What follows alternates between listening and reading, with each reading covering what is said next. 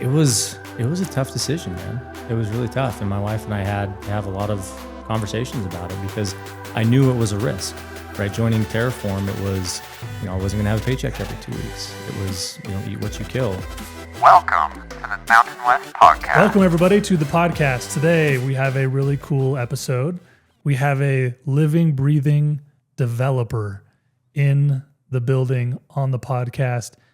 He's a great friend of mine. I've known him for 20 years probably, 20 plus years. Yep. His name is Jason Smith. He's with Terraform Companies. And this is going to be cool. This is our first developer on the podcast, and it's a section of real estate that everybody talks about. I feel like everybody wants to be a developer at some point in their life. Maybe always. Bad decisions, bad goals and ambitions, yeah. We're here to dissuade everyone from ever being a developer. But I'm going to turn it over to Jason to give us an intro on himself, and this is going to be fun. Appreciate that. Thanks for having me, Chad. Thank you. So as far as me, my background, I've been with Terraform Companies for about 13 years now. I joined in late 2013, early 2014. Before that, it was kind of a long, winding road that ended up with me being at Terraform Companies. I started my career, I did an accounting degree down at BYU. Of course you did. And of course, Cougs. Right? Yeah, Cougs. go Cougs. All my friends in the program were just That's actually a really prestigious program, right? The accounting program at BYU. Yeah, I think they're, at least when I was there, they were typically top 3 in the country for the accounting program. So great program, great degree. Everybody in that program was kind of focused on going to work for the big accounting firms at the time. That was never really an interest for me per se. Mm-hmm. I had a friend whose dad was an apartment developer actually. And he said, hey, let's go start a development company doing apartments. And I said, great, fantastic. We knew nothing about it. We had no business starting This seems like a any great type idea. of company or anything. But his dad was like, hey, I'll show you guys the ropes. And so that was my plan. And then I graduated. And 2 months after, he came to us and said, my business partners aren't too keen on the idea of me raising up competitors. So sorry, I can't help you. That's funny. So that was the end of that. But and so then at that point, I actually ended up getting a job at NAI. NAI Utah. Back in NAI the Utah So back what in the year day. was this then?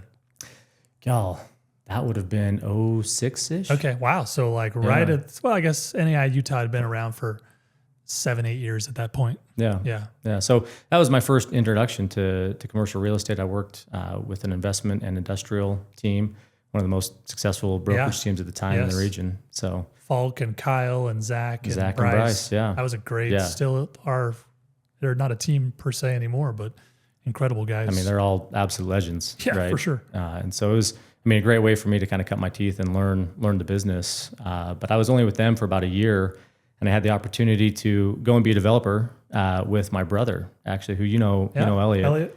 He had started a company called Pangea. That's a great name. It's one of my favorite names. Awesome, right? Pangea. I'm not even going to explain what that means. You should know what that means. Pangea. Yeah, for sure.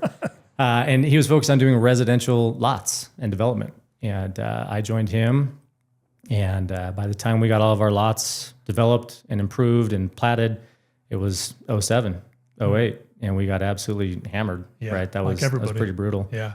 So at that point, I went back to NAI on their corporate services team. And that's where you and I think, really started, getting to know each other and developing a relationship. Corporate services, most people know what that is, but for those that don't, it's like you're a broker. You're doing brokerage every single day, but there's a component of salary there with bonus versus like all commission. That's exactly right. But other than that, you're a broker. And your brokerage efforts are kind of more of like a master broker, right? Yeah. You have a client that has needs in a large region, territory, and you're helping them kind of be a consolidated source to assist them with all of their needs. But it was a salaried role with some bonus. That's exactly right.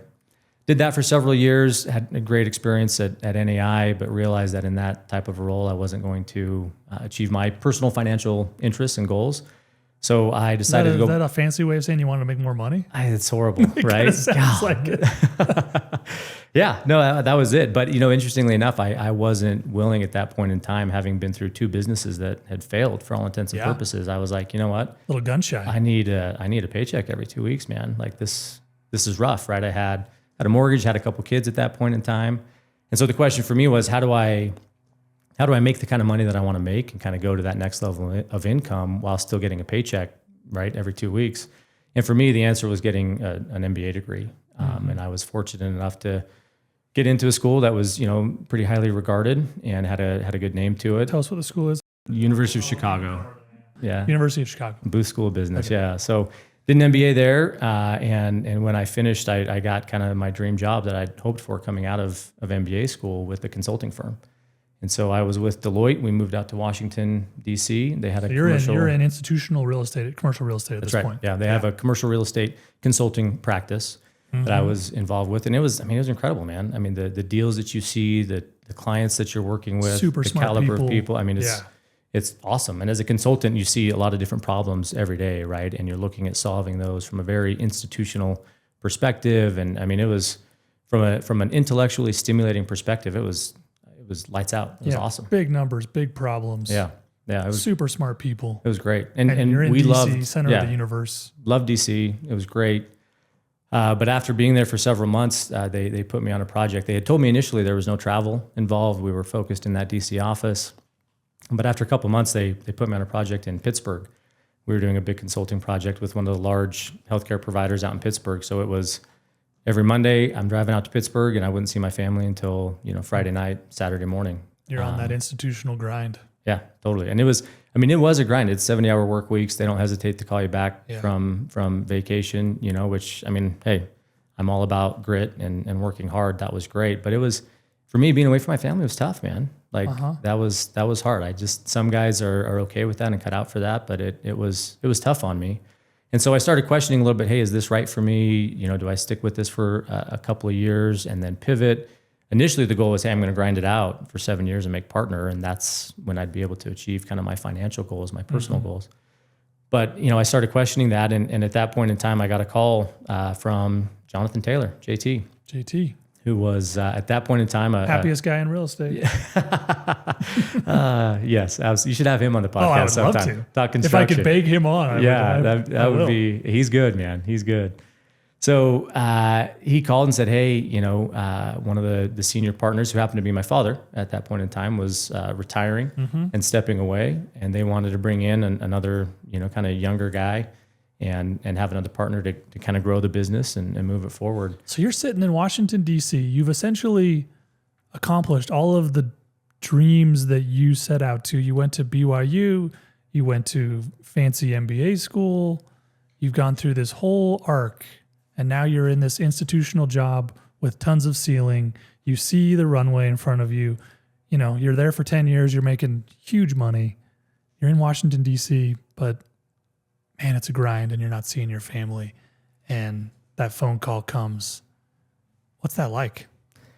Man, it was a tough decision, man. It was really tough. And my wife and I had to have a lot of conversations about it because I knew it was a risk, right? Joining Terraform, it was, I wasn't going to have a paycheck every 2 weeks. It was, eat what you kill. And JT and Elliot, the other partner there, made me a great offer that gave me some runway and made it possible, but it wasn't a guarantee. And I knew that what I had was pretty solid, right? And having been burned twice and kind of going that route and trying to start a business, it was a hard decision, not to mention the fact that at that point in time, if I left, I had to repay half my signing bonus, and I still had a lease out in DC that I was on the hook for several months. I'd have to pay for my own move back to Utah. Like it was tough. But in talking through it with my wife, being able to see my kids every day was, and my wife, like that was important to me, right? To be there with my family. And my wife, she's fantastic, man. She's always been so supportive, and she's always believed in me, probably more than I believe in myself. And she had confidence in me, and that gave me the confidence to say, okay, yeah, let's give this a shot. This is kind of my last try here. This is my last shot to be able to go and be, part of a business, be a business owner and kind of work for myself, so to speak, which, as you can tell from my background, that had always been in my mind. That had always been something I wanted was, I want the effort that I put in to directly benefit me and my financial goals and ambitions.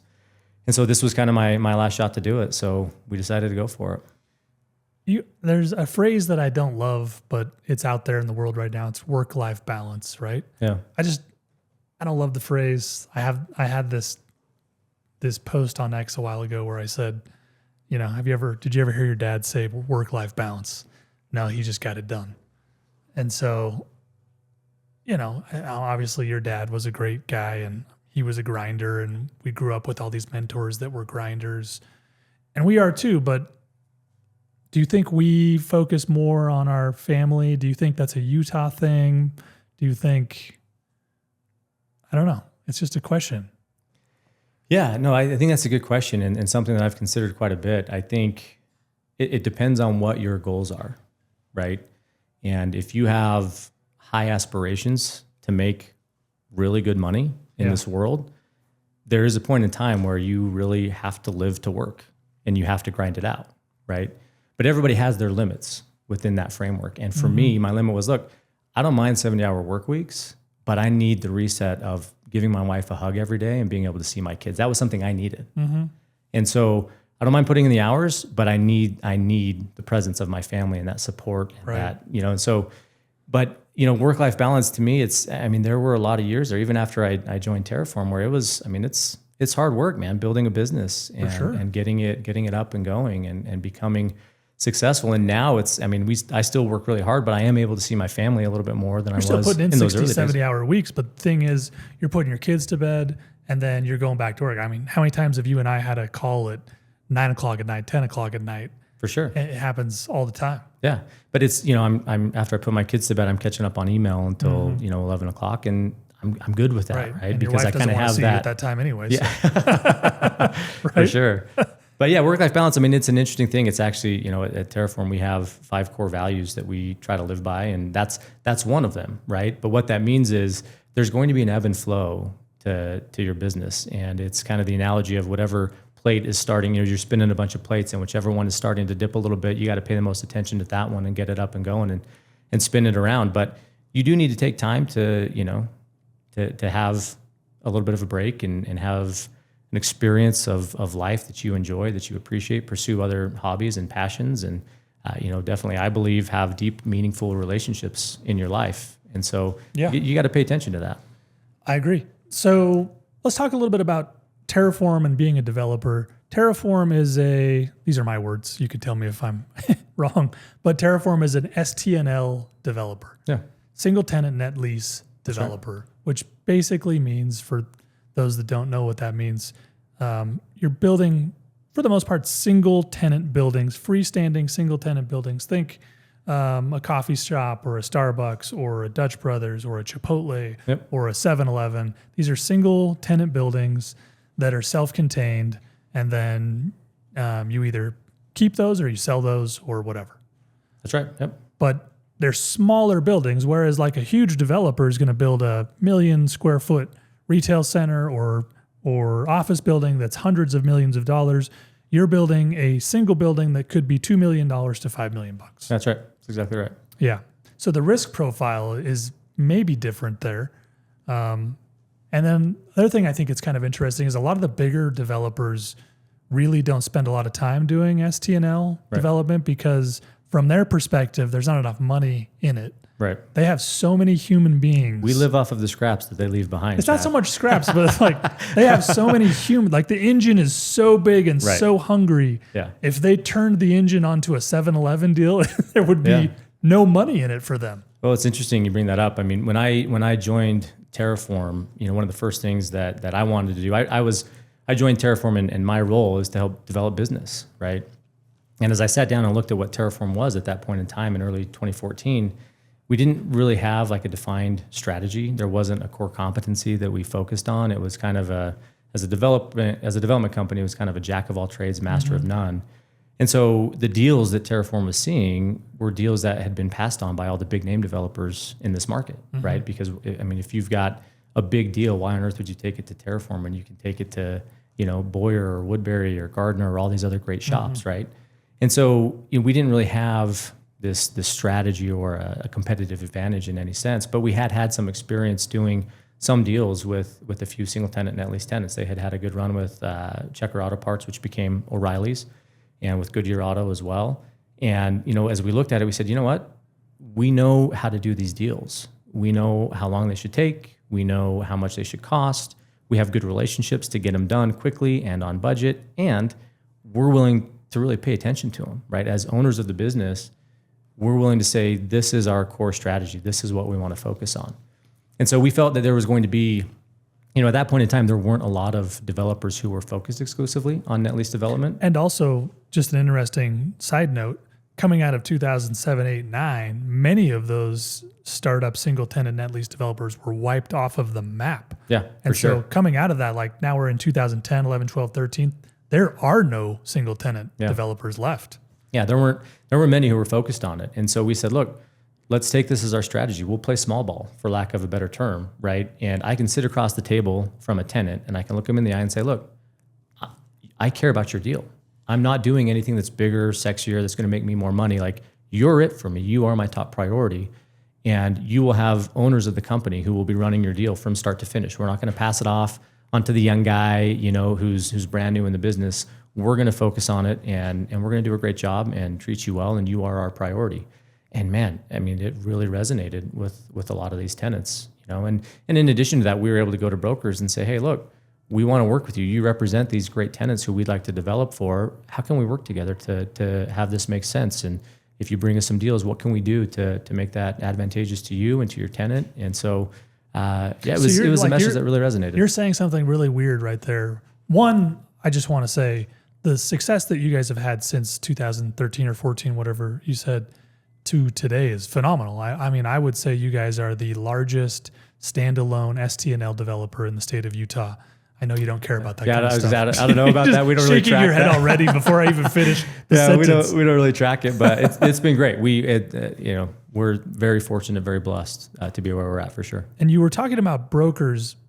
That's a really weird thing for a developer to say, which is, hey, we're reaching out to brokers, we're talking to brokers, we're asking brokers, hey, who do you represent? How can we help your clients? I don't know of a lot of developers that do that. What role do brokers play in your development deals? Yeah, so I mean, for us, you know, there's tenant rep brokers who represent these tenants that we work with, we want to work with, we want to develop for, right? And to a certain extent, sometimes those brokers have a say in, you know, introducing developers to tenants or bringing developers in to execute for their tenants when they need a build to suit. And so we looked at it and we said, look, we want to work with these brokers and we want to treat them with respect and be very generous to them and make sure that they know, hey, we're going to pay you fees all the way through on this thing. We're going to respect you and give you every opportunity to make all the commissions in the world.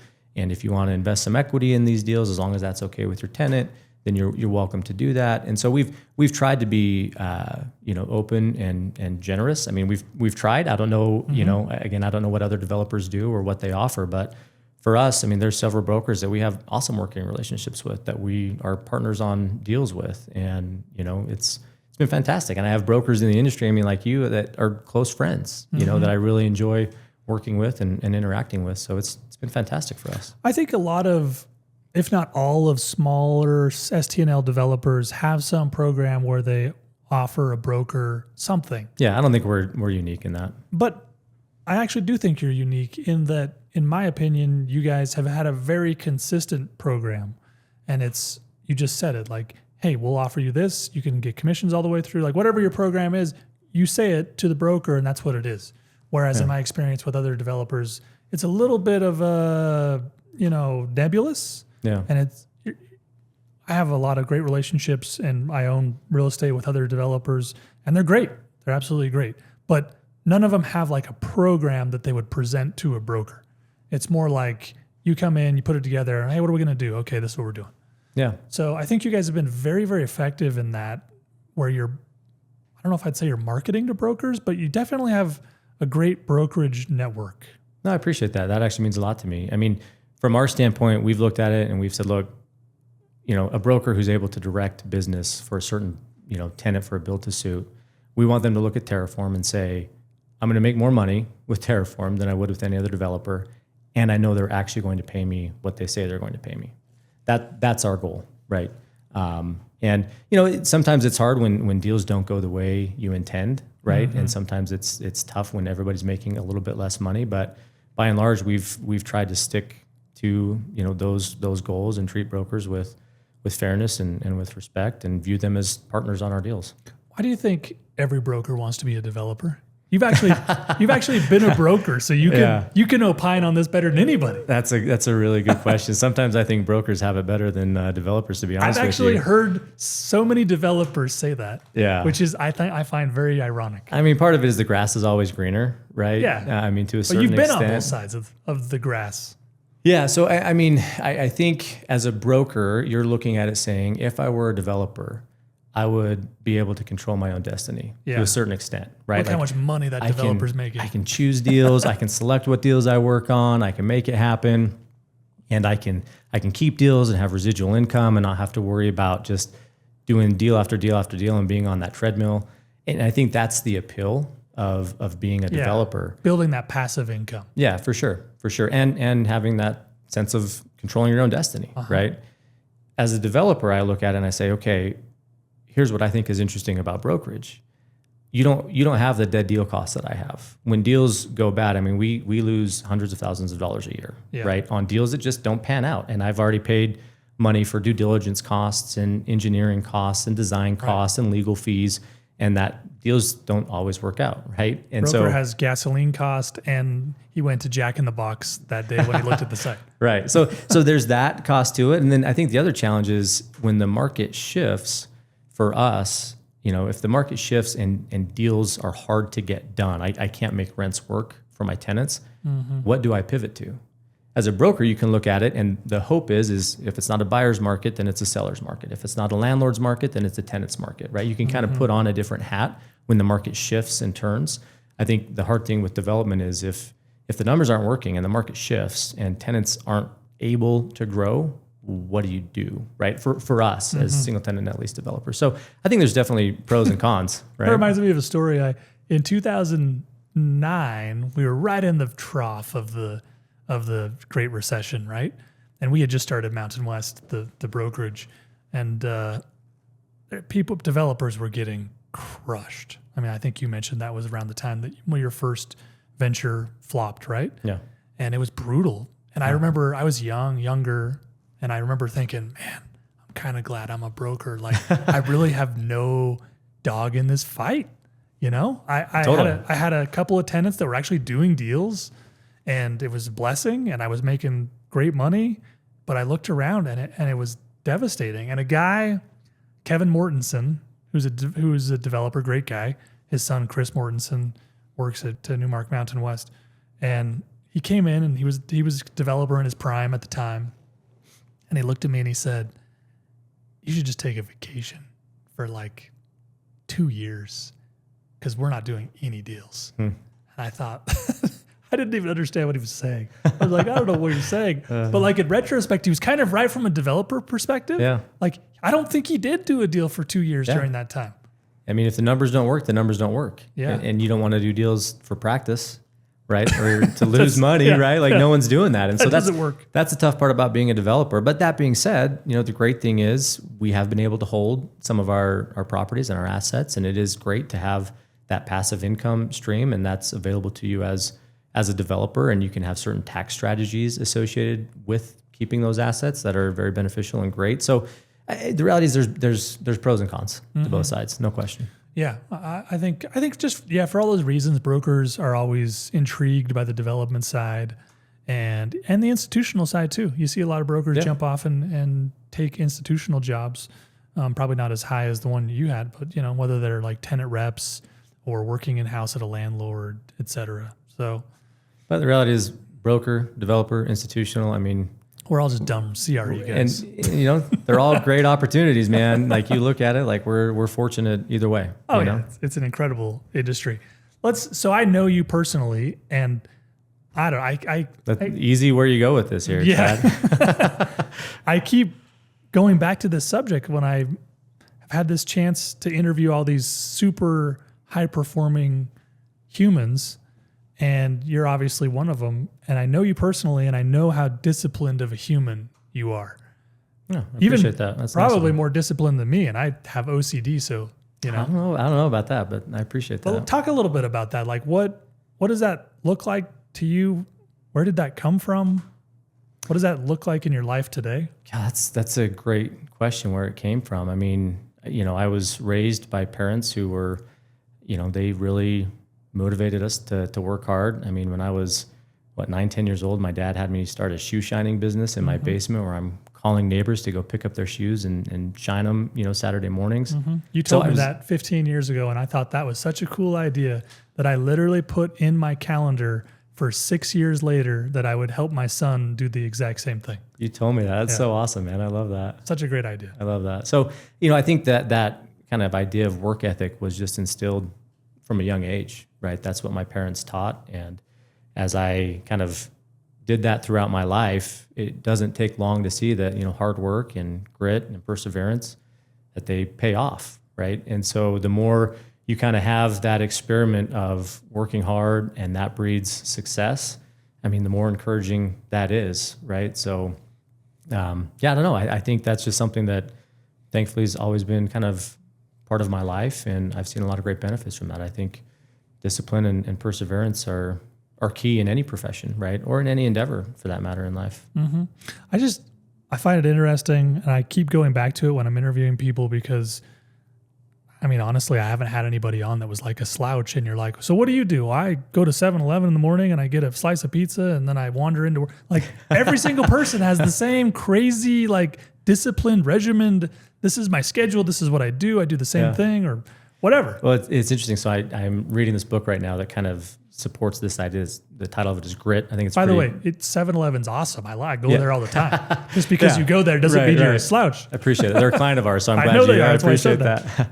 But, the whole premise of this book, Grit, it's talking about the fact that it's not, as they've done the research, it's not necessarily talent or genius that is most correlated with success in life. It's grit and perseverance and determination, right? And I think in my case, that's especially true. I'm not any, smarter, talented, or gifted than anybody else out there, but I've been able to work hard and persevere. And, even when my career seemed like it was in shambles and I didn't know where I was going, I just focused on wherever I'm at. Man, I'm just going to do the best I can in that role. Mm-hmm. I'm going to try to excel and succeed and, make my boss's life easier or do the best I can in that role. And as I've done that, contingent opportunities have kind of come up, right? And so because of what you're doing. Yeah. And so I think if you can do that, if you can be gritty and work hard in any role you're in, man, then opportunities will present themselves to you, no question. You mentioned 7-Eleven as one of your clients. Rattle off a few of your clients to us. Yeah, so 7-Eleven, Jiffy Lube is one that we've done business with for a long time. We're doing quite a few deals right now with Chipotle, Dutch Bros, KinderCare, Mr. Car Wash. So some of the hottest names in retail. Specifically. Yeah, we're very fortunate to be doing deals with all those clients. Great groups. How does that work? They contact you whether through a broker or your own relationship, and they say, hey, we want to be out at this city. You find a piece of real estate through the broker, and then how do you put a deal together with a 7-Eleven or whoever? Yeah, so a lot of it depends on the client and whether they have a broker engaged that they're going to and finding sites and then bringing a developer in after a site is found. Or we have some clients who come to us and say, hey, we need new deals in Billings, Montana. Go find a broker for us, and we kind of help them with that process, right, start to finish. So it kind of depends. But generally speaking, either way, whether the tenant's engaging a broker or whether we engage the broker on behalf of the tenant, it's about finding that site. And once the site is found, they come to us and say, we'd like you to do a build-to-suit here for us. And that's when we go to work and start working on a site plan to see if the layout works. We start doing our due diligence to see what the costs are going to be, what the city fees are, what the construction is going to cost, where are utilities, can we bring them to the site, how much is it? And really it's putting together that budget and then sending that to the tenant and saying, here's the numbers, and for this deal to work for us, essentially here's where we need the rent to be. And then seeing if the deal makes sense and if it pencils. And in today's world, it's pretty hard. I mean, you got tough. A lot of things going against, we all have a lot of things going against us in commercial real estate. You got incredibly high land prices. Yep. You've got high construction costs. Interest rates won't go down no matter what we do. Yeah. They just keep going up on us. Yeah. Cap rates have decompressed. Cap rates, you got cap rate expansion that's happening. Yeah. Although retail cap rates still remain relatively compressed, but it's like you have all these factors and the process you just explained, you get through all of those things and you're finally like, okay, we did it. We built the Chipotle. We're going to sell it. And interest rates expand, which means cap rates probably expand too. Right. Meaning the cap rate goes from a 6 cap to a 7 cap, and it wipes out all of your or a lot of your equity. Yeah, for sure. I mean, the risks are enormous. That's the risk of being a developer right there. I mean, you outlined it perfectly. And we had deals where, we got into them and the process maybe took a little longer than we anticipated, and we pro forma at a certain cap rate. And with interest rates going up, by the time we got done, cap rates had decompressed quite a bit, and that's all your margin. Everybody shook hands and walked away. Goes away, yeah, for real. I mean, you say that, I'm like, maybe I should take a vacation for 2 years. Don't do that. No, but it's been tough. I mean, back several years ago when construction costs were just skyrocketing. I mean, you remember that back in 17, 18, 19, they were just going crazy. And so we do these pro formas, and we're 18 months before we see money on a deal, right, from start to finish, for sure.